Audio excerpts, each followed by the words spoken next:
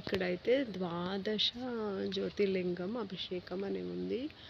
లోపలికైతే ఎంట్రీ లేదండి. చూడండి ఎంత పెద్ద శివలింగము. మళ్ళీ ఒక రాయిలాగా అనిపించింది కానీ అది కూడా శివలింగమే. చాలా శివలింగాలు ఉన్నాయి. వీటికి కూడా సేమ్ నేమ్ ప్లేట్స్ ఉన్నాయి, చూసారు కదా.